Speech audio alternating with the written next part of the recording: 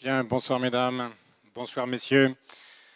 Bienvenue aux Nocturnes du Plan de Rome. Bienvenue aussi à ceux qui nous suivent en direct sur Internet. Je sais qu'ils sont de plus en plus nombreux à chaque séance. Ce soir, c'est la Nocturne invitée. Et nous avons le plaisir et l'honneur de recevoir Éric Tessier, qui est professeur d'histoire à l'Université de Nîmes. C'est un chercheur reconnu, auteur de nombreuses publications, pour ne citer que deux monographies qui se rapportent au sujet de ce soir. Il est l'auteur de La mort en face, le livre qui vous était présenté tout à l'heure dans le diaporama d'attente, le dossier gladiateur, édité aux Actes Sud en 2009. Et plus récemment, il est l'auteur de Spartacus, le mythe et l'histoire, édité chez Perrin en 2012. C'est donc un véritable scientifique reconnu, et nous en avons bien besoin quand on voit le caractère navrant de certains documentaires qui sont diffusés sur de grandes chaînes de télévision. Mais Éric Tessier a aussi une particularité qui est particulièrement intéressante et rare en milieu scientifique. Il pratique l'archéologie expérimentale. Et notamment dans le domaine de la gladiature, il organise des reconstitutions de combats de gladiateurs, de vrais combats, enfin sans mise à mort, rassurez-vous. Il n'a pas le droit, me disait-il. Et c'est important. Et c'est donc ce soir le spécialiste en France et dans le monde de la gladiature que nous recevons ici. Voilà, à toi Éric. Merci, bonsoir à tous. Merci Philippe pour cette invitation. Bien, donc, je vais vous parler donc, de la gladiature, donc un sujet mythique et souvent galvaudé. Déjà en 1939, un historien célèbre disait qu'il voudrait arracher cette page de l'histoire des Romains, ce qui est un peu dommage pour un historien, donc d'essayer d'arracher des pages. Mais c'est vrai que quand on voit les tableaux, quand on voit le cinéma, on a une vision qu'on croit bien connaître des gladiateurs, mais qui est loin de la réalité. C'est vrai que ces gladiateurs, c'est une longue tradition d'idées reçues. On peut citer, on y reviendra à la fin, à Pollice Verso, un tableau de Jérôme en 1872, qui est toujours dans les bouquins de gladiateurs encore aujourd'hui. On en a tiré un péplum dès 1912, un des tout premiers péplums. Vous voyez, Guazzoni, le réalisateur, s'est pas trop embêté. Il a pris carrément le cadrage du tableau. Et depuis, donc, ça a continué. Les péplums italiens, américains des années 50-60 et encore aujourd'hui. Gladiator, le fameux Gladiator, donc en 2000. Mais après, on a eu la série Spartacus, on a eu le film Pompéi en 2013, qui était plus catastrophique sur le plan historique que l'éruption elle-même. Et donc toujours une vision très caricaturale donc, de ces gladiateurs. Alors, comme l'a dit Philippe Fleury tout à l'heure, c'est vrai qu'il y a une façon d'essayer de comprendre les choses dans l'Antiquité, dans l'histoire antique, eh bien, c'est l'expérimentation. C'est essayer de reproduire, de restituer, de reconstituer déjà donc, les équipements de manière la plus fiable possible. Et puis après, c'est de mettre la main à la pâte. Après, c'est d'essayer d'expérimenter, d'essayer de travailler donc avec des gens qui sont dans les arts de combat, qui sont dans les arts martiaux, de pouvoir justement comprendre pourquoi tel gladiateur a tel équipement, pourquoi il est toujours face à tel autre gladiateur. Et par là, essayer de mieux comprendre ce phénomène, c'est essayer aussi de se poser de bonnes questions, essayer aussi de revenir sur les sources et mieux les comprendre par cette approche expérimentale et concrète.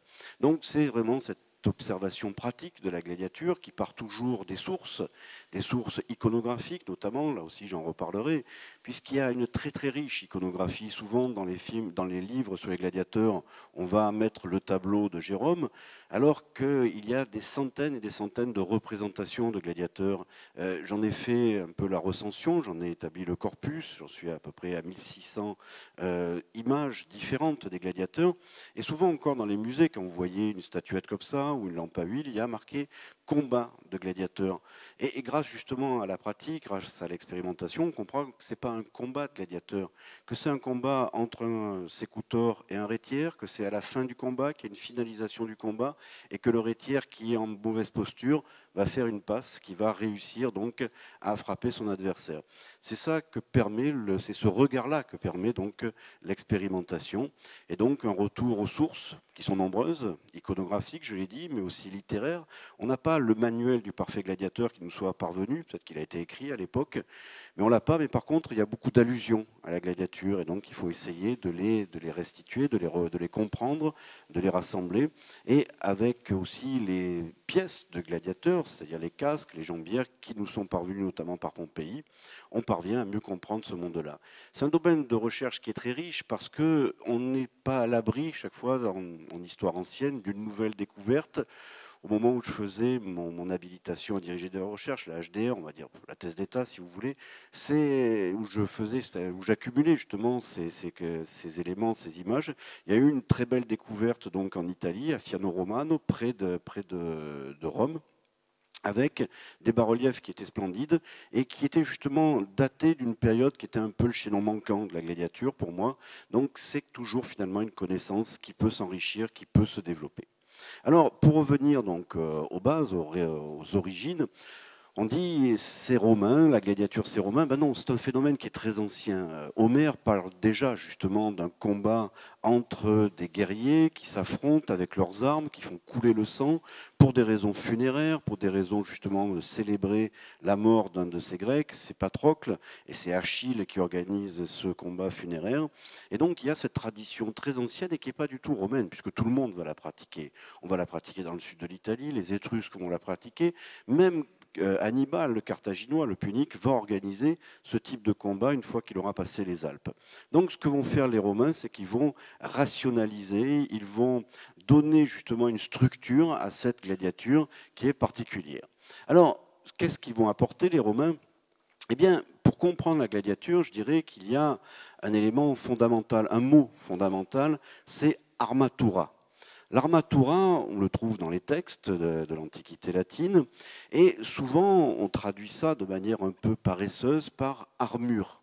Mais derrière les mots, il y a des images. Si je vous dis armure, hors du contexte de gladiateur, ben on va tous penser à un chevalier de la fin du XVe siècle qui est recouvert de métal. Quand on voit les gladiateurs, ils ont un casque en métal, certes, ils ont parfois une ou deux jambières, mais le reste, leur corps est nu. Donc armure pour les gladiateurs, c'est déjà un faux ami. Alors des fois, il faut un peu contourner, il faut passer par le grec. Les Grecs utilisent ce mot-là, mais sous une autre forme. Les Grecs disent panoplia. Et panoplia, là, on comprend autre chose, la panoplie. Comme je dis, dans la panoplie de Zorro, il n'y a pas l'arc de Robin des Bois. Donc la panoplie pour les gladiateurs, c'est quelque chose qui permet de comprendre ce concept-là. C'est-à-dire que chaque type de gladiateur va avoir une panoplie particulière qui n'est pas le fait du hasard, et il va s'opposer à un autre gladiateur qui aura lui aussi une panoplie cohérente. C'est tout le contraire de ce qu'on voit dans Gladiator, quand Maximus, au dernier moment, se dit ah ben tiens, ce casque-là, je le trouve joli, je vais le mettre comme ça, on ne verra pas mon visage, et ça permet donc au scénariste d'avoir la scène suivante. Donc c'est tout le contraire finalement chez les Romains. Il y a quelque chose de structuré. Alors il y a deux types de gladiature. La première gladiature, la plus ancienne, c'est la gladiature ethnique. C'est comme ça que je l'appelle, c'est un peu ce concept-là donc, que j'ai forgé dans cette recherche. Ethnique, pourquoi ? Parce que c'est une idée qui leur est venue, plus exactement c'est même leurs alliés de Capoue qui ont eu cette idée après une bataille contre les Samnites. Ils ont dit tiens, on va récupérer les armes des vaincus, on va les utiliser, alors sans doute peut-être avec des prisonniers de guerre, et puis on va faire combattre ces Samnites devant nous, sous notre regard, pour le plaisir finalement des vainqueurs. Les Romains ont trouvé que c'était une très bonne idée. Et finalement, ils ont utilisé cette idée, ils ont utilisé ce qui se faisait un peu partout en Italie, c'est-à-dire des combats funéraires, et ils ont commencé sur le Forum de Rome au IIIe siècle à faire combattre 3 paires de gladiateurs. Et de là commence l'histoire de la gladiature romaine, au IIIe siècle avant Jésus-Christ, et ça va avoir de plus en plus de succès, parce que montrer un combat de gladiateurs quand il y a un Romain important qui vient de mourir pour ses funérailles, ça montre sa force, ça montre sa richesse, et surtout la richesse de ses héritiers, et puis ça plaît au public, c'est une façon aussi de célébrer les conquêtes et les victoires des Romains. Donc ils vont ainsi faire 3 types de gladiateurs que j'appelle ethniques, le samnite, le gaulois et le thrace. Alors, cette gladiature ethnique nous a laissé peu d'images. À cette époque-là, les Romains ne vont pas produire énormément d'images, surtout au IIIe, IIe siècle. C'est très très rare chez eux. Mais on peut, par quelques images, par quelques bas-reliefs, par aussi quelques descriptions, voir un peu, imaginer, restituer ce que pouvaient être ces gladiateurs samnites, gaulois et Thraces. Alors tout ça, ce que je vous dis, c'est une image qui est antérieure à Spartacus. On verra que Spartacus, en 71 avant Jésus-Christ, va être finalement le déclencheur d'une autre gladiature. Mais pendant ces 2 siècles, eh bien, la gladiature permet de montrer le monde, montrer ces barbares qui ont été vaincus par les Romains et de les mettre en spectacle pour le plaisir des Romains. La première armatura, la plus ancienne, c'est l'armatura samnite, un peuple qui a longtemps combattu les Romains et qui nous est décrit par un texte de Tite-Live, avec ce bouclier donc cintré, qui va donner le scutum romain, avec une protection du thorax, avec une seule jambière du côté du bouclier, il y a une logique de combat à tout ça, et un glaive droit. On a aussi les Gaulois, puisqu'après le samnite, ils vont créer le gladiateur gaulois. Le Gaulois combat dans son équipement, il est bien connu par l'archéologie, un bouclier qui est plat, une épée qui est longue, celle-là, qui permet de faire un autre combat que si on a une épée plus courte et avec un bouclier cintré, et un casque gaulois sur la tête. Le Thrace, c'est l'évocation des conquêtes de Rome dans l'Orient méditerranéen, avec cette sika, cette espèce de glaive courbe, avec aussi une parma, c'est-à-dire un petit bouclier. Donc vous voyez, à partir de ces 3 types de gladiateurs, eh bien, on a 3 types d'escrimes différents, on a 3 types de combats différents, ça permet de varier justement les plaisirs du public quand on offre ces combats de gladiateurs qui se développent. Et puis, 73 avant Jésus-Christ, il y a un problème. Il y a un problème, c'est que dans une école de gladiateurs, à Capoue, là même où on a inventé le concept d'armatura, eh bien, il y a une révolte. Alors, déjà, une école de gladiateurs, c'est quoi? Ça veut dire qu'on entraîne ces gens-là. Et ces gens-là sont qui? Ces gens-là sont des esclaves. C'est l'époque où Rome est en train de conquérir le monde. À chaque fois, c'est des milliers, des dizaines de milliers d'esclaves qui reviennent vers Rome et l'Italie. Alors, quand ces esclaves sont vignerons, flûtistes ou philosophes, on a de quoi leur trouver du travail, et puis ils sont intéressants. Quand on demande à ces esclaves ce qu'ils savent faire, et qu'ils vous répondent tuer des gens, faire la guerre, c'est sûr qu'on ne va pas leur confier la garde des enfants. Donc on va les utiliser soit dans les mines, dans les carrières, pour s'en débarrasser assez vite, soit dans la gladiature, c'est-à-dire qu'on va les mettre dans ces écoles, leur apprendre justement ces techniques des armaturés que j'ai décrites précédemment, pour les livrer ensuite, les vendre pour un spectacle qui attirera de plus en plus de monde. Spartacus est un Thrace, non pas l'armatura, on ne sait pas quelle a été son armatura, mais il vient de Thrace. Il n'a certainement pas envie de finir comme ça. Il va entraîner dans sa révolte 70 ou 80 de ses compagnons. Et de cette révolte de gladiateurs va naître une terrible guerre servile pendant 2 ans qui va ravager l'Italie. Il va vaincre avec ses gladiateurs à 10 reprises les légions. Il faut dire que les légionnaires, quand ils savent qu'ils ont en face d'eux des gladiateurs, ont déjà perdu la moitié de leur potentiel, surtout quand c'était le cas de jeunes légionnaires donc sans expérience. Et donc les Romains en 71 finissent par écraser donc cette révolte. Et là, ils se posent une question. Qu'est-ce qu'on fait? 2 solutions. Soit on arrête la gladiature, et c'est un peu comme si aujourd'hui un homme politique proposait d'arrêter le football. Il n'aurait pas franchement beaucoup de succès. Soit on la fait changer, soit on la fait évoluer. Et donc cette rupture, ça va amener une gladiature volontaire, professionnalisée, on va dire. Et c'est ce personnage, finalement, l'Octoratus, c'est-à-dire un homme libre. Il y a aussi des esclaves, on ne sait pas trop comment ils le font, mais certainement c'est avec l'assentiment de leur maître. Mais la plupart sont des libres de toute classe sociale, puisqu'on fait même des lois pour interdire aux fils de sénateurs de devenir gladiateurs, donc ça prouve qu'ils avaient envie de faire cette carrière à risque. Ils signent un contrat avec ce qu'on appelle un laniste, donc là cette image vient d'Alix et les gladiateurs, c'est un livre que j'ai fait récemment, c'est pas moi qui fais les dessins, je vous rassure, mais j'en ai donné la documentation. Il est à côté de lui, il a un laniste, c'est-à-dire un propriétaire de gladiateurs, ou plus exactement un propriétaire d'équipe de gladiateurs, de famille de gladiateurs. On peut appeler ça un impresario si on est poli. Laniste, ça veut plutôt dire marchand de viande. Donc pour les Romains, c'est assez clair. Et donc ce gars va devant un magistrat signer un contrat où il s'engage à faire un certain nombre de combats où il peut éventuellement être tué. Et donc, c'est une façon pour lui de s'engager dans une carrière à risque contre de l'argent. Il y a une prime d'engagement et à chaque combat, il va recevoir certainement le quart ou le tiers de ce que le laniste va toucher en louant cet homme qu'il va s'engager donc lui à nourrir, finalement à loger et surtout à entraîner pour en faire un gladiateur célèbre. Et c'est là que commence ce qu'on va appeler la gladiature technique. C'est-à-dire que c'est à partir de cette époque-là, on est à peu près sous César, entre César et Auguste, on va avoir de nouvelles armaturées qui vont se développer, qui vont apparaître, et qui vont être le trace qui va demeurer, mais il va y avoir les provocateurs, les myrmillons, etc. Alors, ces armaturées apparaissent rapidement. Eh bien, on a le provocateur qui combat toujours contre lui-même, c'est une armatura qui est issue du samnite. On a le myrmillon, lui, combat avec le scutum, le grand bouclier qu'ont déjà adopté les légionnaires romains. Il a des partisans, on les appelle les scutari, c'est ceux qui soutiennent dans les gradins des arènes les myrmillons. En face du myrmillon, on met le thrace, qui existait déjà auparavant. Il a la Parma, donc ses partisans, c'est les Parmulari, et c'est la seule armatura ethnique qui demeure. On connaît ces armaturas parce qu'on a des sources qui nous permettent de voir l'équipement de ce type de gladiateur avec le type de gladiateur qui lui est finalement associé. Ici, on voit ce THR, qui veut dire Traex, et qui montre donc ce gladiateur dans cette armatura. On a aussi l'Oplomaque. L'Oplomaque qui était donc aussi opposé au myrmillon, lui aussi un Parmatus.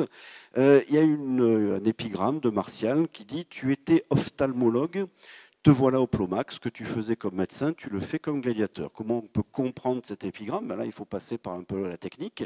L'Oplomaque, il a une lance, il va pouvoir frapper le myrmillon au visage, et on a deux sources très claires où on voit que le myrmillon s'est fait crever un œil avec le sang qui coule et qui demande d'arrêter le combat. En fait, l'ophtalmologue de Martial était certainement un très mauvais ophtalmologue qui devait rendre ses clients aveugles, et du coup, il est devenu oplomaque, et donc il continue finalement à rendre ses clients aveugles. C'est comme ça qu'on peut traduire cet épigramme par rapport à ce genre d'image. Les equites aussi, à cheval, en tunique, ils sont assez rares, sûrement ils sont issus d'une classe supérieure. Les essaidaires aussi, les gladiateurs sur char, très peu de sources aussi. Et puis surtout, celui qu'on connaît tous, c'est le rétiaire. Le rétiaire, il apparaît assez tôt, vers 20 avant Jésus-Christ. Il a déjà son trident, son filet. Il a en plus, à cette époque-là, une cotte de maille, un casque. Il est très protégé avec des jambières.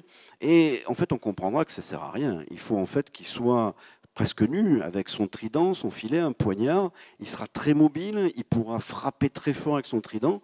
C'est un adversaire redoutable. On va mettre 100 ans à trouver la parade et on va créer face à lui le sécutor. C'est l'antirétiaire, c'est celui qui poursuit, c'est ce que ça veut dire, le sécutor, c'est un terme technique là aussi. Et donc le sécutor, il est créé par rapport à son casque. Un casque qu'on a retrouvé à Pompéi, qu'on retrouve sur de nombreuses iconographies. Et c'est un casque extrêmement élaboré, il a un côté un peu robot, il a un côté char d'assaut, ce casque-là. Il est très bien étudié. En fait, de profil, il a un cimier qu'on voit à peine de face. De profil, on voit ce grand cimier en demi-lune qui ne donne pas d'aspérité et sur lequel le filet du rétiaire peut glisser. Et puis, il y a la face, le blindage facial, plus d'1 centimètre d'épaisseur de bronze. Ben là, le rétiaire, il pourra toujours frapper dedans, il ne réussira pas à éclater la protection faciale du sécutor. De là naît une révolution technique sous les Flaviens, Et c'est le couple phare de la gladiature, donc pendant tout le IIe siècle. Et au IIIe siècle encore, c'est celui qui va être très souvent représenté sur les images. Une particularité aussi, ce même gladiateur qu'on appelle le Cisor ou Dimachérus ou Arbélas.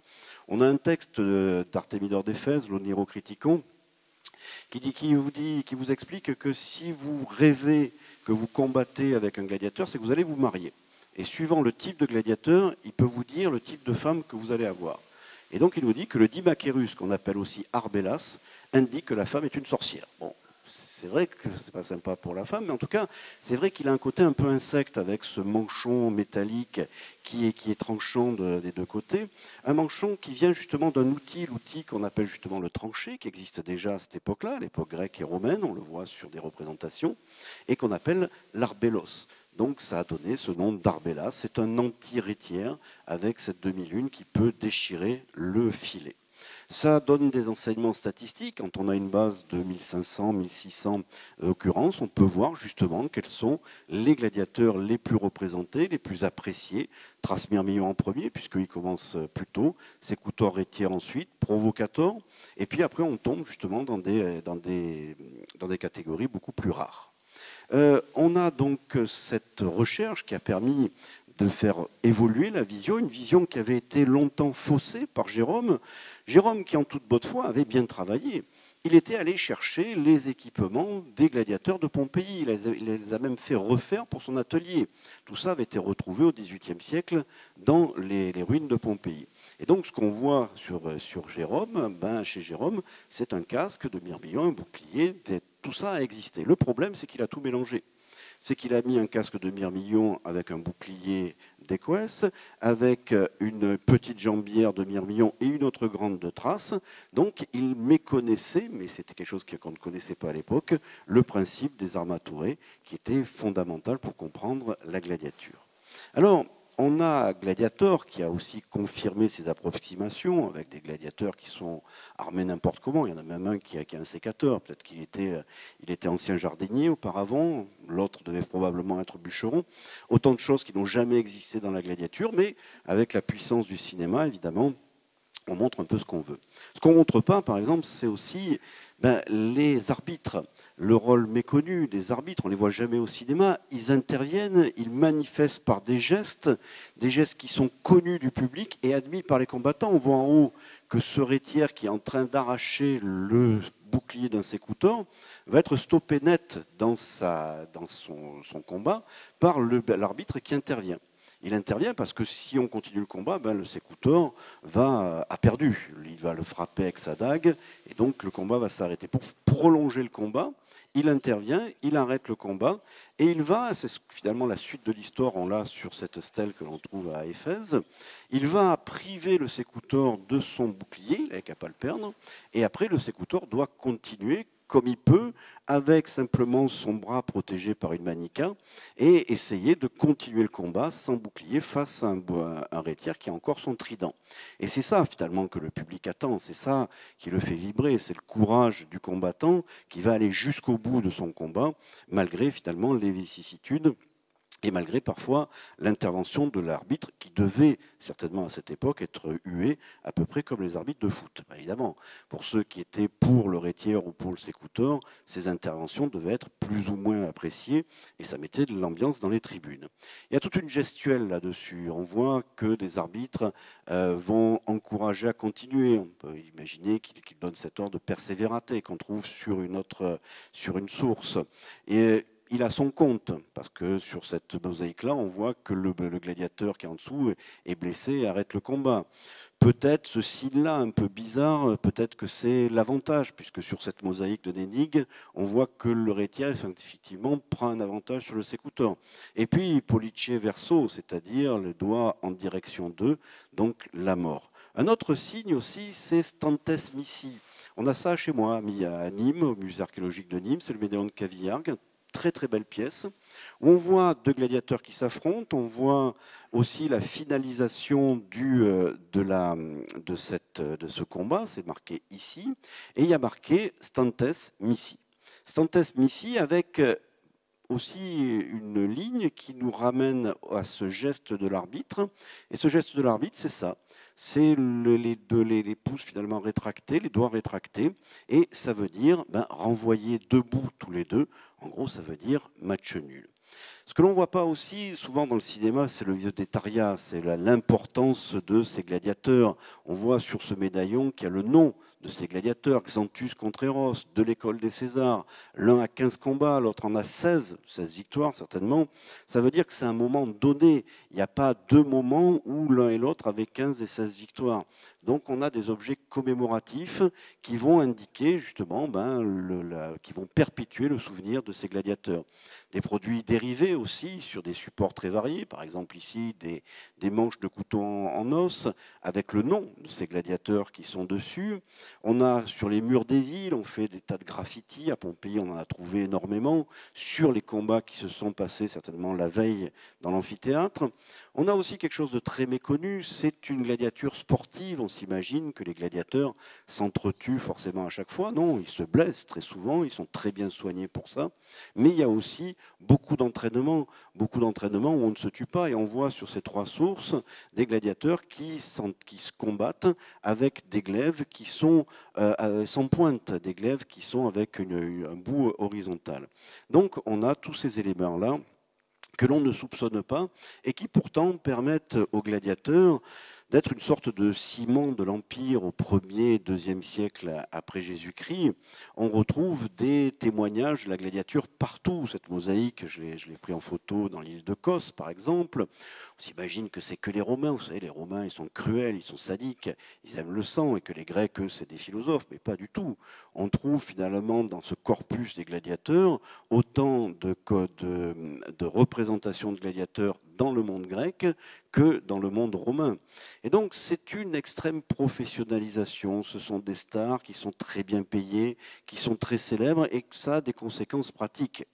La mort systématique est difficile à imaginer pour des professionnels qui sont adulés, on les connaît, on les célèbre, ils sont aussi très chers, c'est-à-dire que plus un gladiateur a un palmarès, plus ça sera cher finalement pour l'éditeur, celui qui va produire le spectacle, d'accepter de le faire tuer s'il a perdu le combat. Petite remarque aussi, on n'a quasiment jamais de représentation de la mort des gladiateurs dans le corpus iconographique. Il faut attendre vraiment une époque tardive, 3e, 4e, pour voir les premiers morts. Ça ne veut pas dire qu'il n'y a pas de mort avant, mais ce n'est pas ça qui intéresse le public, contrairement à ce qu'on imagine. Ce qui intéresse le public, c'est le moment fatal, le moment où le vainqueur menace le vaincu et que le public peut justement décider de la mort ou de la survie du gladiateur qui a été vaincu. Et c'est ça qu'on représente souvent sur les lampes à huile. Alors, je n'ai pas trop de temps pour développer cet aspect-là, mais c'est important. L'important, c'est combien ça coûte. Combien ça coûte, on le sait par un texte, une inscription très précieuse qui était retrouvée à Italica. L'idée, on est au IIe siècle, on est à l'époque de Marc Aurèle, le philosophe, et son fils Commode, ils sont co-empereurs à ce moment-là, on est vers 177. Et les éditeurs, c'est-à-dire les notables des villes de l'Empire, disent ça coûte trop cher, on ne peut plus, c'est trop cher. Alors Marc Aurèle va dire, attendez, non, c'est trop important, il faut que vous continuiez dans toutes les villes de l'Empire à produire des combats gladiateurs, donc on va faire un contrôle des prix. C'est-à-dire qu'on va imposer un prix maximum à chaque type de gladiateur pour chaque type de combat, entre les grands et les petits combats, les grands et les petits amphithéâtres. Et donc ça permet d'avoir ce type de tableau que j'ai développé et qui, avec une carrière moyenne de 17 combats, puisque c'est la moyenne que nous donnent les inscriptions, c'est pas tant de combats que ça veut dire 17 combats à mort, des 17 combats où le public pourra dire s'il veut la vie ou la mort du vaincu, et des centaines, voire des milliers de combats non sanglants. Et bien avec ce type de 17 combats, un gladiateur peut rapporter 150 000 sesterces, rapporter à son laniste, à son propriétaire, et lui, la loi l'indique, va en recevoir le quart. Donc on peut devenir assez riche sur une carrière relativement courte en faisant le gladiateur. Le problème, c'est que ce phénomène va subir profondément la crise du IIIe siècle. on va assister dès cette époque-là, souvent assez tôt, au déclin de la société urbaine, plus ou moins tôt suivant les provinces, mais souvent les amphithéâtres sont abandonnés assez tôt. On voit dans les sources iconographiques tardives que les armaturés s'uniformisent, on ne voit plus trop de variété. Les écoles et les amphithéâtres ferment leurs portes. Dans les provinces, dès la fin du IIIe siècle, ça va perdurer encore un peu en Italie, à Rome et dans quelques grandes villes.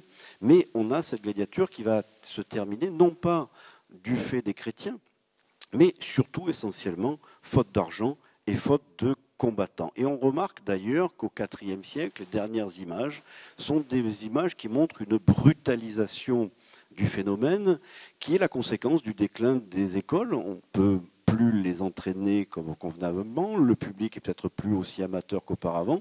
On reprend des esclaves, des prisonniers de guerre comme avant Spartacus, et le phénomène disparaît finalement au début du 5e, faute de combattants.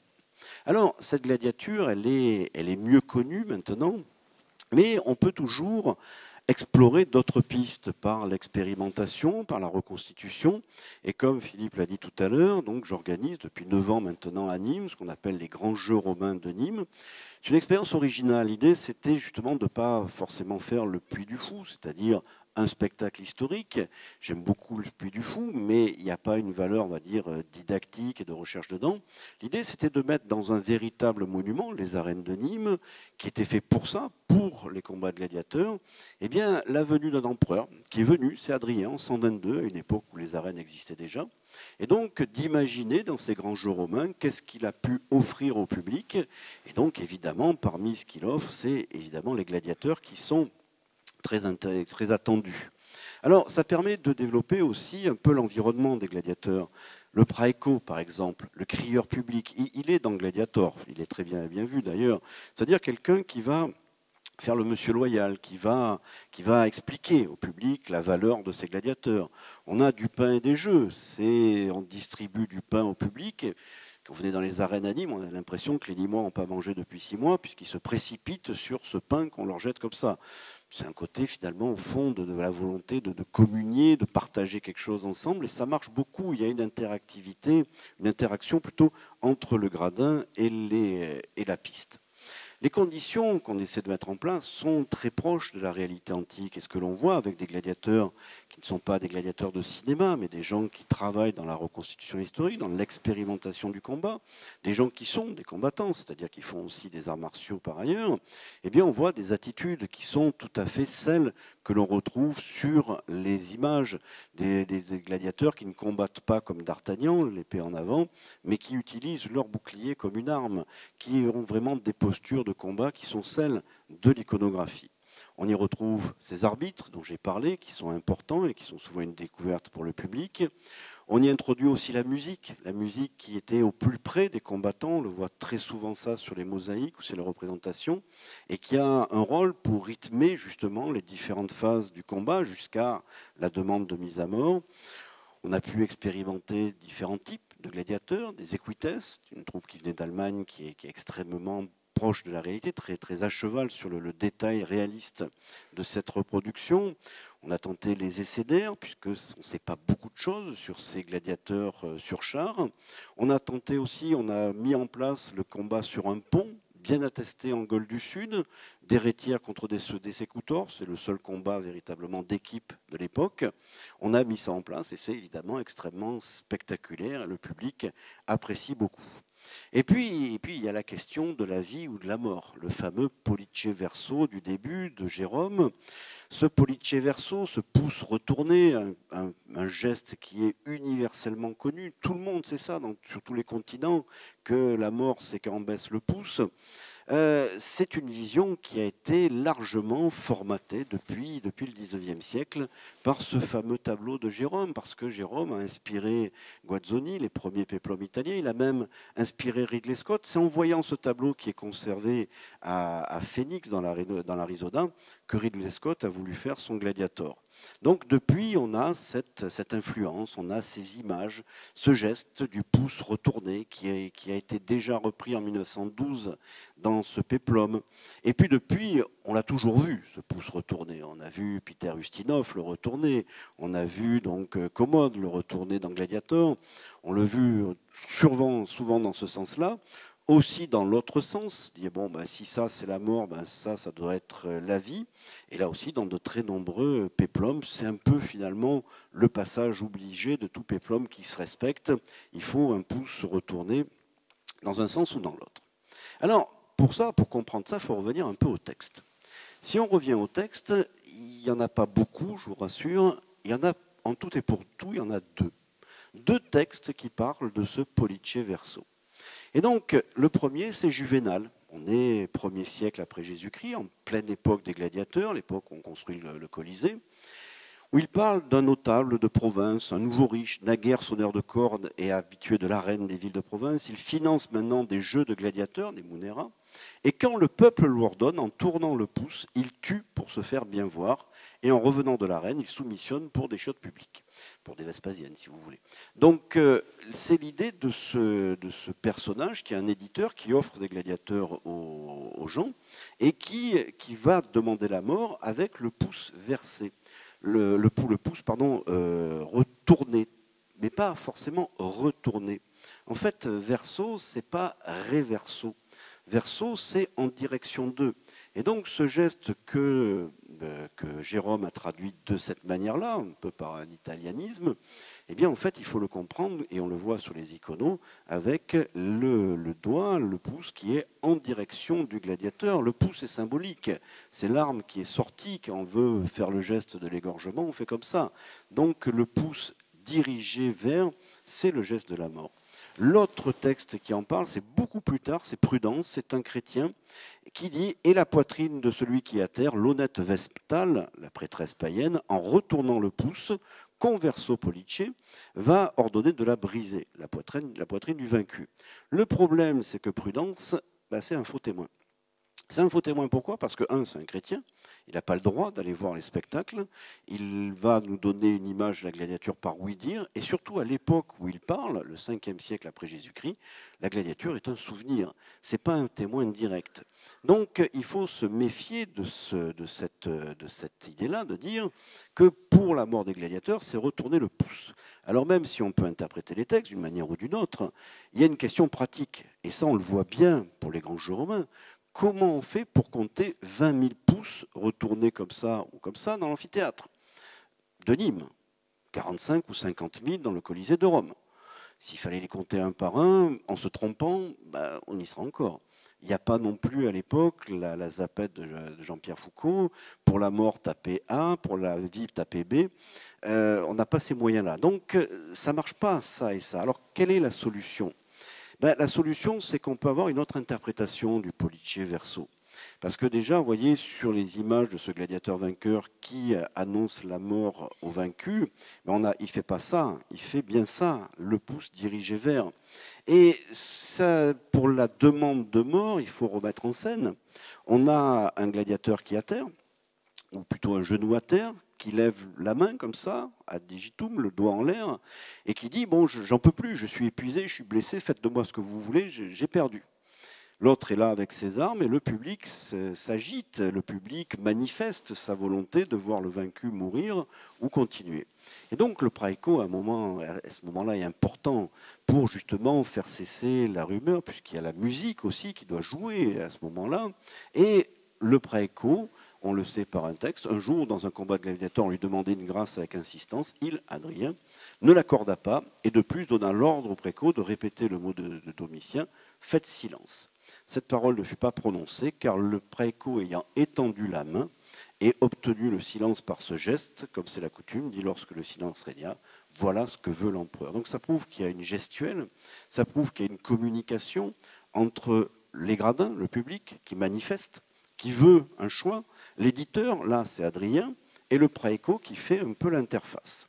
Et la mort, elle doit être signifiée par le geste, donc de ce geste quand le peuple l'ordonne en tournant le pouce vers, il tue pour se faire bien voir. Donc il y a un geste donc pour cette mort, mais ce n'est pas le geste qu'on imagine, c'est le geste qui est comme ça, le pouce symbolique dirigé vers la victime. Et il y a un autre geste, c'est le geste de la grâce, de la missio, c'est-à-dire du renvoi. Alors, si la mort, c'est probablement ça, quel est le geste du renvoi? Eh bien, c'est un geste qui nous est donné par Martial. Martial nous raconte des petites anecdotes. Il a un ami qui est kleptomane. Il en a déjà parlé dans d'autres épigrammes.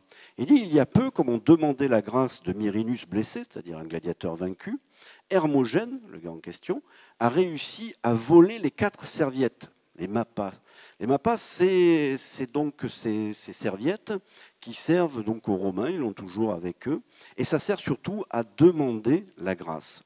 En fait, c'est comme ça qu'on peut comprendre cet épigramme. Ils auraient voulu demander la grâce de Myrinus, ils n'ont pas pu parce qu'ils n'avaient pas la serviette, et s'ils avaient eu la serviette, ils auraient agité la serviette, comme on fait dans les grands jeux romains, pour demander la grâce du vaincu. Au public, à chaque spectateur, on donne une serviette, on lui explique comment ça marche, et on voit justement comment ça marche. Bon, il se trouve que je suis souvent dans la tribune impériale avec l'empereur Adrien, je suis assez pistonné, je connais du beau monde, et donc on voit le public qui est très, très, très énervé par ça, qui est vraiment très impliqué. On voit que les enfants, par exemple, demandent toujours la mort, systématiquement. Sale gosse. Ils veulent tous la mort du gladiateur, tandis que le public, lui, les adultes sont plutôt gentils. Et on voit justement se décider une tendance sur les gradins de l'amphithéâtre, avec ces mouchoirs qui s'agitent. Et quand on voit qu'il y a une supériorité, qu'il y a une majorité de mouchoirs, c'est la grâce qui est demandée. Quand on voit que le gladiateur a mal combattu, le public n'agite pas les mouchoirs et on comprend aussi quelle est sa tendance. Ce qu'il y a d'amusant aussi, c'est qu'en 2012, il y a eu un grand torero qui est venu donc aux arènes, José Thomas, et pas juste ce jour-là, depuis toujours, dans la tauromachie, quand le public veut que l'éditeur, ou plutôt que le président, donne une récompense, les oreilles et la queue, au torero vainqueur, il agite encore aujourd'hui le mouchoir. Ça ne veut pas dire que la tauromachie descend de la gladiature, il y a un trop grand laps de temps entre les deux, mais c'est la même chose, c'est-à-dire une identité de lieu, un rapport nécessaire entre un combat qui se joue sur la piste, sur le sable, l'aréna, sur les gradins avec le public, et puis un président, un éditeur qui décide comment communiquer. Le mouchoir, finalement, de tout temps, est au fond la bonne solution, et surtout, sûrement pas de faire ça ou ça. Alors, le public demande la mort, comment ça se passe ? C'est une affaire de professionnels. Et c'est là aussi un des apports des grands jeux romains, le psychopompe, un personnage un peu démoniaque qui intervenait justement pour frapper les gladiateurs qui pourtant étaient déjà morts. On ne savait pas trop à quoi ça servait ce personnage de la gladiature. Et on l'a compris. On l'a compris parce que quand le public demande la mort et que l'empereur accorde la mort, on joue, évidemment, on fait mine d'égorger le gladiateur vaincu, il tombe, et là, surtout les gamins qui, 10 secondes avant, criaient la mort, ils disent « Oh, qu'est-ce qu'on a fait? Mais maman, il est mort le monsieur, il est mort, vraiment ?» Et là, on fait venir ce démon, ce psychopompe, c'est-à-dire celui qui va entraîner les âmes vers les enfers, qui frappe avec le manier la tête du gladiateur. Et là, tout le monde se met à siffler le psychopompe, tout le monde se met à l'insulter. Et on ne leur avait pas dit, parce qu'on ne savait même pas que ça se passait comme ça. Il y a eu vraiment un défouloir, il y a eu un bouc émissaire, c'est-à-dire c'est lui qui était le méchant, c'est lui qui est le responsable. Et donc on met finalement sur ce psychopompe la mauvaise conscience du public. C'est une hypothèse en tout cas, mais dans ce contexte assez proche de la réalité, c'est quelque chose qui passe quand même, qui est tout à fait probable. Alors pour terminer, donc une petite conclusion. Comme vous le voyez, il y a une nouvelle vision de la gladiature du Haut-Empire qui apparaît maintenant, qui permet de dire que les gladiateurs sont des professionnels et pas de pauvres victimes, de pauvres esclaves, comme ils l'étaient avant Spartacus.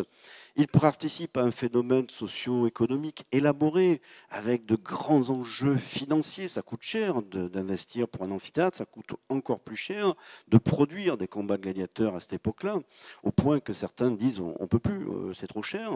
La gladiature, c'est une hypothèse, mais constitue peut-être une forme encadrée de violence, c'est-à-dire une façon d'exorciser, de faire finalement vivre la violence sur l'arène. C'est aussi, ça a aussi d'autres usages. Les gladiateurs, pendant des siècles, vont entraîner les légionnaires, c'est pas le contraire. Et donc, cette technicité du combat sera précieuse pour l'armée romaine depuis le 1er siècle avant Jésus-Christ jusqu'au 3e après. C'est des spécialistes et les entraîneurs, les anciens gladiateurs, se retrouvent ensuite aux côtés des légionnaires pour leur apprendre le métier. Dans ce métier-là, la mort est possible, mais elle n'est pas systématique, ça serait beaucoup trop cher et ça ne pourrait pas fonctionner, parce que c'est un sport qui développe un vedettariat proche de ce qu'on pourrait voir aujourd'hui dans le foot ou dans la boxe. La boxe parce qu'on comptabilise les victoires, les défaites et les nuls, exactement comme dans la gladiature. Le foot parce que c'est universel, ça plaît à tout le monde, depuis les très très riches jusqu'aux très très pauvres, et c'était vrai à Rome aussi. On pourrait comparer ça aussi à la tauromachie, parce que la mort est en jeu, parce que c'est du combat, c'est du risque, on doit affronter la mort, et parce que c'est très technique, c'est extrêmement élaboré comme type de spectacle. La mort donc demeure une possibilité, mais en tout cas, jamais avec le pouce retourné. Je vous remercie de votre attention.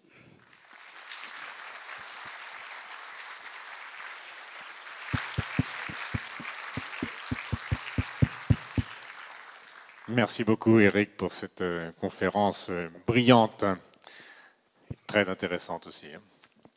Alors, si vous avez des questions à poser, c'est le moment ou jamais, parce que je vous l'ai dit, vous avez devant vous le spécialiste mondial de la gladiature. Sur les gladiateurs, s'il y a des questions à poser, c'est maintenant qu'il faut les poser. Voilà.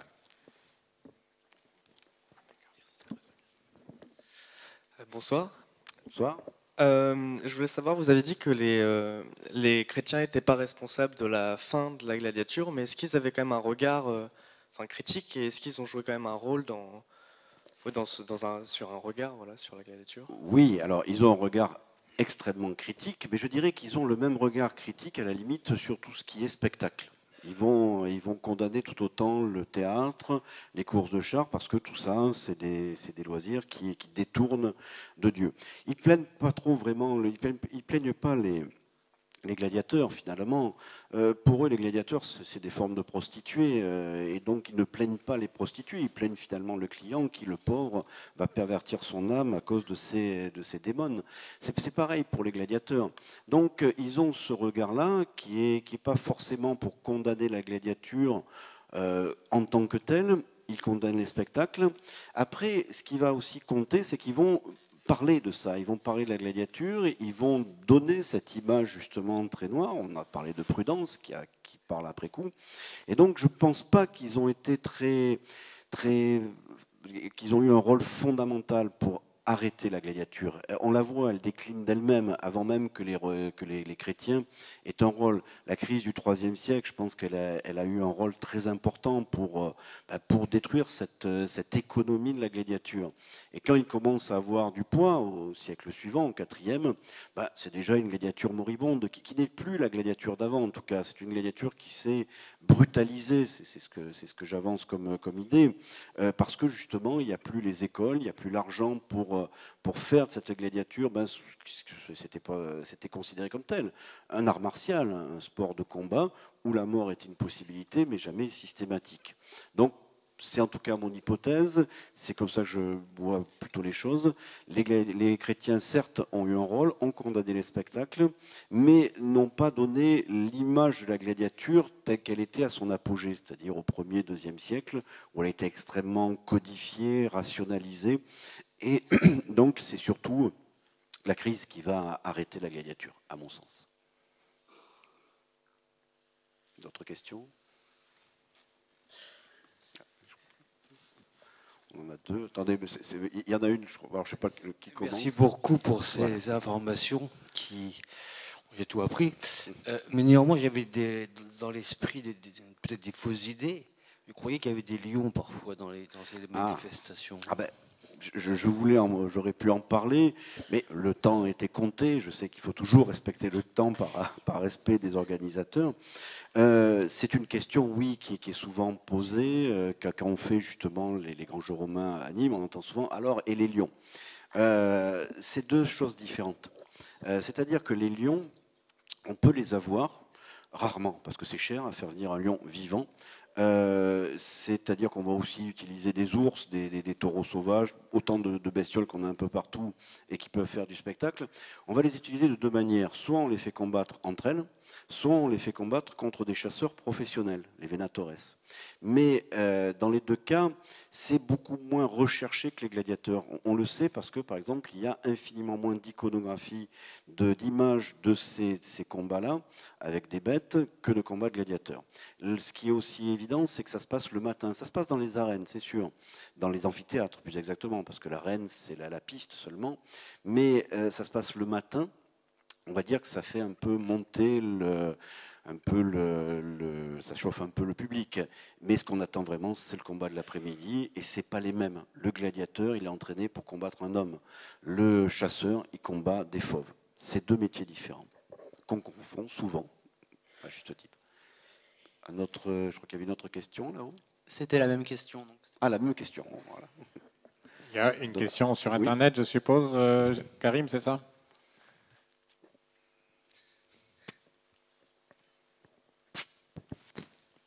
Alors, il y a beaucoup de questions sur Internet, on va en poser que 2 pour le moment. Quelqu'un se demande si la musique était présente pendant les combats de gladiateurs, ou est-ce que c'est plutôt avant ou après ? Oui. Et est-ce que les gladiateurs recevaient un glaive en bois lors de leur grâce ? Oui, je dirais oui aux deux questions. Les musiciens, oui, on les a. Il y a de nombreuses représentations qui montrent que la musique est très présente. On l'a justement expérimenté ça, et c'est vrai qu'il y a une acoustique dans les amphithéâtres. Et donc mettre simplement 5-6 corps, c'est surtout des cuivres qu'on revoit sur les images. Ça montre qu'il y a une présence de la musique. Alors on ne sait pas ce qu'ils jouent, mais très certainement, on l'avait expérimenté, ils peuvent accompagner des phases d'accélération ou de calme, des phases un peu tragiques à la fin. Donc il y a un rôle de la musique, et les musiciens, ça c'est sûr, sont au contact quasiment des combattants. Là aussi, il y a un orchestre dans les corridas. Donc ça aussi, on voit que le lien entre musique et combat est tout à fait pertinent. La deuxième question, le rudis, c'est oui, c'est vrai que pour symboliser la fin d'un engagement, alors souvent on l'a interprété comme la libération d'un esclave qui avait bien combattu. Non, en fait c'est tout simplement la fin de l'engagement, c'est-à-dire que le gars, l'Octoratus, a signé peut-être pour 15, 20 ou 25 combats où il peut engager sa vie. C'est l'interprétation en tout cas encore une fois que l'on peut faire. Il va recevoir symboliquement ce rudis, qui fait de lui donc quelqu'un qui n'est plus obligé à suivre donc son laniste. Le rudis, c'est un glaive de bois, c'est un glaive d'entraînement. Ça veut dire justement ça. Ça peut être aussi le bâton d'ailleurs. Donc il y a cet aspect-là, on lui rend au fond son glaive d'entraînement, mais ça lui permet aussi, et ça les sources le montrent assez souvent, de pouvoir avoir une carrière en solo. Freelance, c'est-à-dire qu'il peut justement se vendre lui-même ou se louer lui-même pour des combats de gladiateurs, et ça le public adore. Il adore parce que le gars il a fait son contrat, mais quand même il revient. S'il allait au bout de son contrat, c'est que certainement déjà un gladiateur réputé, et donc là on adore voir justement ces gens qui reviennent dans l'arène tout à fait librement, parce qu'ils ont envie de gagner de l'argent, parce qu'ils ont goûté à la gloire et ils veulent la prolonger. Donc le rudis, oui, ça symbolise tout ça, ça existe bien. Oui. Bonsoir. Bonsoir. Du coup, est-ce qu'on a des cas d'engagement de gladiateurs avant la révolte de Spartacus, volontairement ? Non, on n'a pas de cas, c'est pas testé. C'est peu probable, sachant qu'apparemment il y a des masses de gladiateurs à cette époque-là. On a des chiffres qui sont très importants, quoi. Donc le ludus dont il s'évade, il y en a au moins 80 qui s'évadent. Les chiffres sont. Il y a plusieurs sources qui en parlent, et ils tournent tous autour de ce chiffre-là, mais qui dit aussi qu'il y en a qui sont restés, qui n'ont pas osé partir parce qu'ils savent ce qui les attend, c'est être crucifiés. Il y a peu de chances que ça marche, ce genre de révolte. Donc à cette époque-là, il est peu probable qu'on ait au milieu de cette masse de gladiateurs esclaves contraints et pas chers, des gens qui trouveraient l'intérêt de s'engager volontairement. Donc je n'ai pas la source qui me permet de l'affirmer, parce qu'il y a assez peu de sources, surtout sur ces époques plus anciennes, mais la logique semble dire qu'à ce moment-là, au moment de Spartacus, il n'y a pas de gladiature volontaire. Par contre, si on remonte dans les époques très anciennes, Homère, la mort de Patrocle, eh bien là, c'est deux Grecs volontaires qui vont combattre pour honorer Patrocle. Donc il y a peut-être eu une gladiature volontaire, puis une gladiature servile de masse, puis une gladiature de nouveau professionnelle, mais de masse aussi, et on finit par une gladiature servile à la fin, parce qu'on n'a pas de quoi payer justement des professionnels. Je pense que c'est ça. C'est une longue histoire, la gladiature. Elle court sur des siècles, et c'est souvent parce qu'on l'a réduit à Spartacus qu'on comprend mal le phénomène dans son ensemble. Il y a une question là, oui. Allez-y, Jérôme, la vôtre d'abord, oui, puis on va prendre ensuite monsieur. Est-ce qu'il pouvait y avoir des combats en équipe ? Alors, les combats en équipe existent. Les seuls qui soient attestés, alors en tant que combat de gladiateurs, entendons-nous bien, c'est ces combats qu'on appelle les pontarii, c'est-à-dire les combats sur un pont. On met une estrade, on met deux plans inclinés, il y a des rétières qui peuvent se réfugier en haut, en tout cas dans les images on voit toujours des rétières en haut, et des sécouteurs qui essayent de prendre d'assaut finalement cette espèce de forteresse symbolique. Ils ont même des espèces de boulets, on ne sait pas trop en quoi c'est, pour jeter sur la figure des sécouteurs. Donc on l'a reconstitué, on va dire, dans les grands jeux romains. C'est très spectaculaire, c'est très endiablé, on va dire. Alors après, on a des combats d'équipe, mais on n'est plus vraiment dans la véritable gladiature, c'est-à-dire on est là dans les nomachis. Les nomachis, par exemple, c'est des reconstitutions de combats navals, et là, très certainement, c'est des esclaves ou des prisonniers de guerre qui sont utilisés pour combattre sur des bateaux pour s'entretuer. Mais là, on ne peut pas parler de gladiature. C'est de là que vient d'ailleurs le fameux Moriturite et Salutan, qui a été fait dans une nomachie. Et Claude, à qui on disait « ceux qui vont mourir pour toi te saluent », a dit « ou ne vont pas mourir », bon, sous forme de blague. Et du coup, ils ont compris « ah ben on est tous graciés ». Il a fallu qu'il les convainque de reprendre les armes. Donc ça prouve que ce n'était pas très professionnel tout ça. Donc oui, il y a ce genre de reconstitution de bataille qui a existé, mais on n'est pas véritablement dans l'ordre de la gladiature, qui est quelque chose de très normé, donc avec justement ces armaturés. On est sur quelque chose d'autre. Oui, parce que j'ai le micro, j'ai une série de petites questions à vous poser. D'abord, le sujet de la conférence était la gladiature, légende et réalité, je crois. Oui, donc, je pose des questions à propos de la légende. Apparemment, les Romains, enfin l'aristocratie, en tout cas, les aristocrates, demandaient le sang des gladiateurs morts pour le boire. Est-ce que c'est une réalité ou pas ? Alors, ça fait partie justement de ces éléments sur lesquels on n'a pas beaucoup d'éléments. Alors, il est dit que oui, que le sang des gladiateurs, mais je pense aussi tous les autres fluides des gladiateurs, étaient recherchés notamment pour faire ce que les Romains aimaient faire. C'était des potions, un bricolage un peu magique. Alors après, boire le sang des gladiateurs, je ne pense pas. En tout cas, il y a des pervers partout, vous allez me dire. Mais je ne pense pas. En tout cas, je n'ai pas de source qui m'atteste ça. Par contre, on considère que le gladiateur est un homme de sang. Il y a un texte d'ailleurs qui est peut-être à l'origine de cette interprétation, de cette légende, qui dit ce sont des hommes qui se nourrissent du sang des autres. Mais on condamne le gladiateur parce qu'il a un commerce avec la mort, il a un commerce avec le sang, et puis c'est très paradoxal chez les Romains, mais c'est un peuple paradoxal.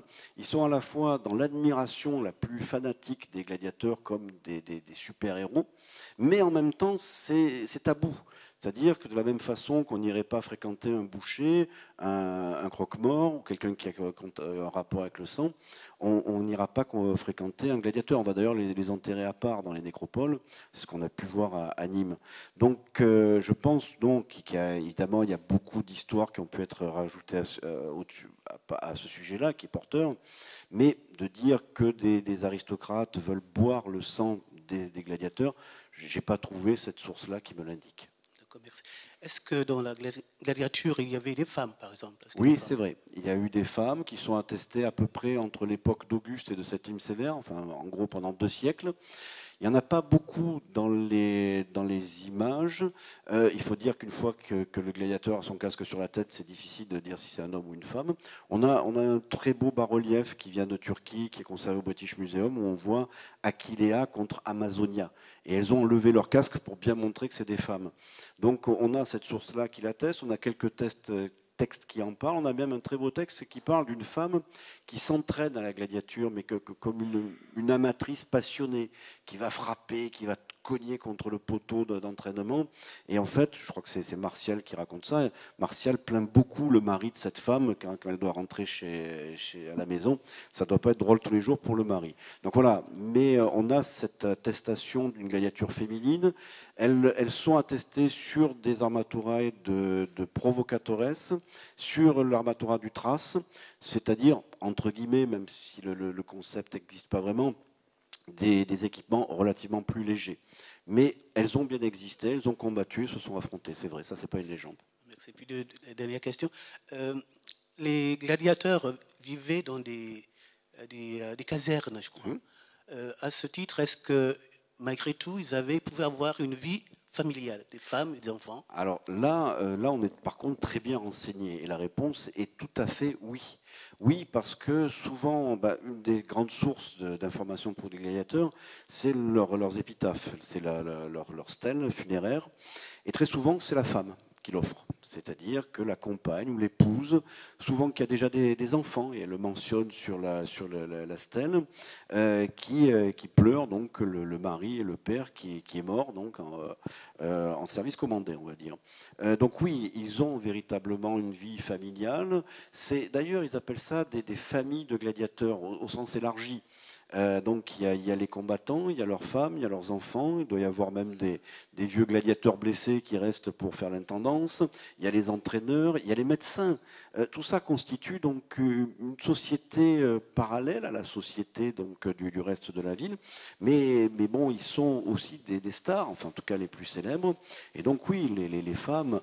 Il y a une inscription, un graffiti de Pompéi qui parle d'un rétiaire qui est le soupir des pucelles. Donc ça veut dire qu'ils ont aussi une certaine influence, un certain impact sur la gente féminine. Donc oui, ils ont femmes et enfants, ils ne sont pas enchaînés dans ces casernes, certainement qui rentrent et qui sortent. Et donc oui, ce sont des hommes libres qui font un métier un peu particulier, quoi. Ma dernière question à propos des expériences que vous faites. Vous parliez des mappae. Des mappae que donc, vous restituez tout cela dans les arènes de Nîmes. Oui. Mais le public d'aujourd'hui, il y a des chrétiens, il y a toutes sortes de sensibilités. Est-ce que l'expérimentation avec les mappae sont vraiment probantes? Sachant qu'on va agiter avec notre sensibilité d'aujourd'hui et pas celle de l'époque romaine.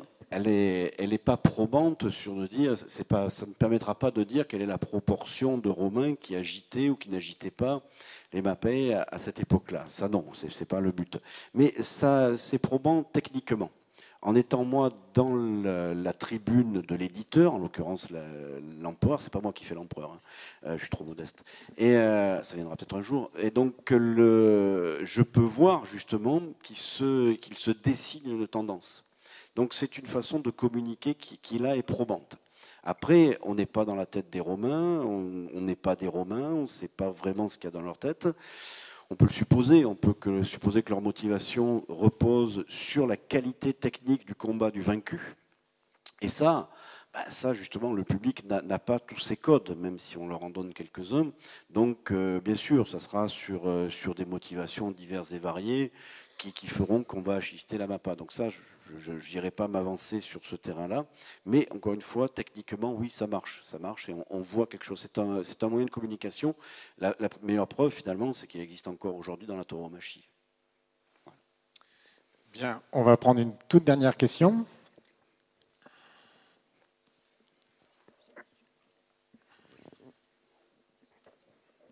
Oui, bonsoir. Vous parlez donc de combat de gladiateurs l'après-midi, mais je voudrais que vous fixiez un peu la quantité. Ça représente quoi? 10, 50, 100 personnes? Je dirais que ça dépend des moyens. C'est-à-dire que si vous êtes l'empereur Trajan, que vous revenez de Dacie, que vous avez conquis un pays qui était riche en or, vous allez offrir au peuple de Rome un munus qui sera inoubliable. On parle de 10 000 gladiateurs. Et ce n'est pas dans la journée, évidemment. Ça s'étend sur plusieurs mois de combat. Ça, on va dire, c'est le plafond. En dessous, c'est beaucoup plus modeste. L'autre source que l'on a, c'est Pompéi. Merci le Vésuve, heureusement qu'il a explosé, sinon on ne saurait pas grand-chose sur les Romains finalement. Mais c'est que les murs de Pompéi sont recouverts d'inscriptions et même d'affiches qui nous parlent des gladiateurs. On a des affiches de munus, c'est-à-dire que tel magistrat va offrir tel jour un munus où il y aura des bêtes sauvages, où il y aura des acrobates, où il y aura des combats, des pugilistes, et il y aura des gladiateurs. C'est ce qu'on attend surtout. Et donc, ils vont nous donner le nom des gladiateurs, le type de gladiateur, leur nombre de victoires, c'est très précis. Et là, on est un peu surpris, mais c'est comme ça, que de voir que finalement, en gros, une après-midi de combat de gladiateurs, ça va être en province. Je parle quelque chose comme 3-4 couples dans l'après-midi. Ça veut dire qu'il doit y avoir beaucoup d'animation entre-temps. Il doit y avoir la musique, on parle des fois d'acrobates, il doit y avoir on doit meubler. Mais les combats eux-mêmes, ce que l'on sait aussi par l'expérimentation, c'est que c'est très, très, très, très explosif, ça ne dure pas très longtemps. Donc c'est surtout finalement pour voir ces 3 ou 4 moments-là, ces 4 duels qui sont vraiment le moment phare de la journée, que l'on va déplacer beaucoup de monde. Donc non, c'est normal puisque c'est quelque chose qui est professionnel, donc il n'y a pas forcément non plus des milliers de gens qui veulent risquer leur vie dans l'arène. Donc c'est assez limité, on va dire, en province. Mais en fait, ça doit être compensé par le fait qu'à côté de ces combats où la mort est une possibilité, qui sont assez rares finalement, il doit y avoir, parce que très cher, il doit y avoir aussi énormément de combats à l'arme blanche, comme on fait aujourd'hui en reconstitution, en expérimentation, et qui doivent justement être aussi appréciés par le public, parce qu'on ne pourrait pas faire une star avec 15 ou 20 combats. Donc c'est que ces gens-là, ces combattants-là, on les a vus combattre avec des armes qui n'étaient pas faites pour tuer ou pour blesser gravement. Et donc c'est vraiment le summum, c'est un peu le sommet de l'iceberg, ces moments où 3-4 couples de gladiateurs, dans une après-midi, dans un amphithéâtre de province, vont risquer leur vie pour le plaisir du public. Donc on est très loin des orgies gladiatoriennes qu'on imagine parfois. Bien, merci beaucoup. Allez, encore une toute petite dernière alors. Là, on n'a pas beaucoup de renseignements là-dessus. La question, je la répète, parce qu'on ne l'entend pas sur l'enregistrement, est-ce que les entrées étaient payantes? Alors, on n'a pas beaucoup de renseignements là-dessus. On peut le supposer, d'après le peu d'éléments qu'on a. En tout cas, moi, j'imagine que lorsqu'un magistrat, c'est presque une obligation statutaire, un magistrat, ça peut être un grand prêtre du culte impérial, c'est souvent le cas, va offrir un munus. C'est un don, c'est quelque chose qu'il offre, c'est une évergésie. Donc c'est un don qui est gratuit. Donc c'est lui qui le prend sur lui de dire, là ça va coûter très cher, mais tant pis, allez, c'est ma tournée, c'est gratuit, vous pouvez venir. Mais à côté de ça, je pense qu'il doit y avoir aussi beaucoup de combats qui sont des combats payants, qui ne sont pas offerts par un magistrat. On parle de gladiateurs, que je traduirai par des gladiateurs à dessous, on appelle ça les sesteriari, qui vont de ville en ville. Donc ça, on peut imaginer que c'est des gladiateurs, des troupes de gladiateurs, comme il y a des fois des petits cirques, qui vont proposer leur service pour quelques sesterces. Et là, certainement, c'est payant. C'est ce qui permet aussi, certainement, d'entretenir ces grands amphithéâtres. Il faut bien quand même qu'il y ait du personnel, et donc là je pense que ça fait vivre aussi cette économie, mais on n'en parle pas parce que c'est pas intéressant, parce que personne ne va se vanter d'avoir assisté, d'être allé dans un combat finalement un peu médiocre. Par contre, les sources, on les a, c'est les magistrats qui disent j'ai offert un combat qui m'a coûté 300 000 sesterces. Ça, on a des sources. Donc je pense que la réponse elle est entre deux, des grands combats gratuits et des combats, on va dire, du quotidien où on va payer quelques as ou quelques sesterces pour assister. Bien, merci beaucoup Eric, mais on t'écoute très bien. Merci. À l'infini. Merci à vous.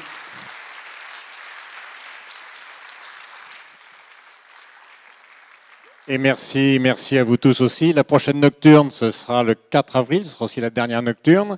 Ce sera une nocturne innovatrice, puisque Jérôme, qui était là à l'instant, je ne le vois plus tout de suite, qui est là-haut près des caméras, vous fera une démonstration. Il sera habillé avec une combinaison de réalité virtuelle et il va interagir sur cette scène avec un robot virtuel aussi, qui existait dans l'Antiquité.